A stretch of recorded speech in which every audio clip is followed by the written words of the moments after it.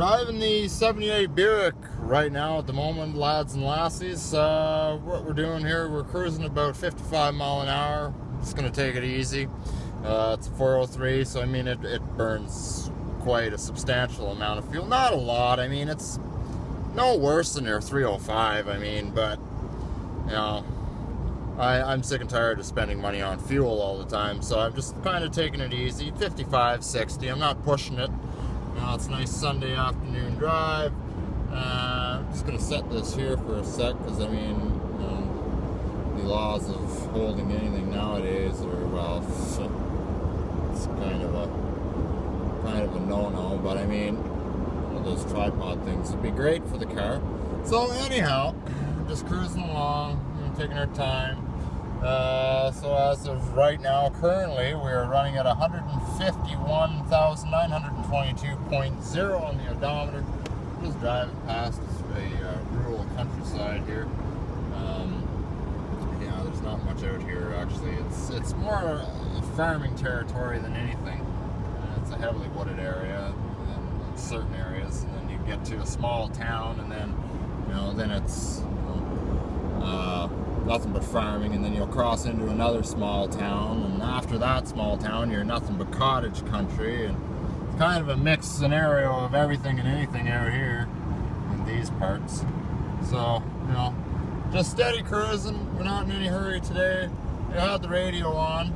Something interesting about this radio, if I don't know if it's a certain type of automatic tuner, but I mean, I set it at 104.9, and I actually got a station that's around 105.3. Now, once that station couldn't come in clear, it changed itself to a station that was clear.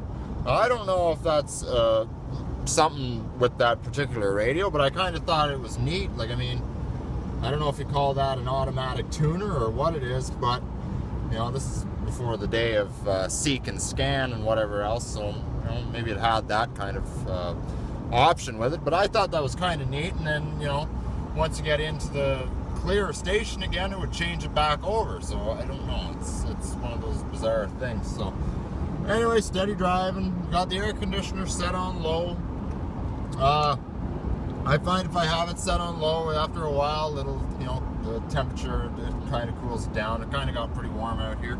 It's 10 to 5 in the evening on a Sunday evening.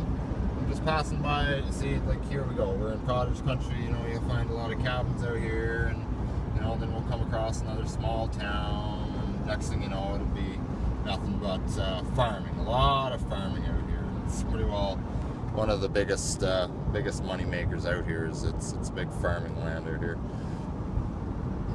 So anyway, cruising down the highway, you know, nothing much going on. It's just taking her sweet time, you know, heavily wooded area. Blah blah blah, power windows, you know. So yeah, you know, very great riding, smooth running car. Little bit of history with these engines. They have been known to overheat because they are the biggest engine of the small block family. The cylinders are very, very large.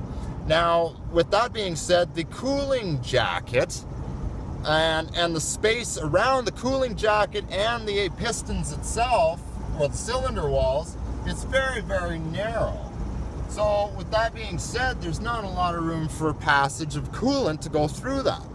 And subsequently, these engines had a very, very bad time of overheating. They were actually prone to overheating problems. Now, a lot of people actually put triple core radiators in these vehicles to try and keep these big behemoths cool, and it usually did. Now, I noticed that I've been driving it today is kind of a hot day. I drove it around for a half hour around town, kind of noticed that it was kind of hot. And then even after an hour later letting it sit, I came back to the engine and still noticed that it was kind of hot even still. So I'm going to hook a temperature gauge to this car. I'm not going to hook it in the car. I'm just going to hook it up temporarily to see what the coolant is actually running at and see if it's overheating.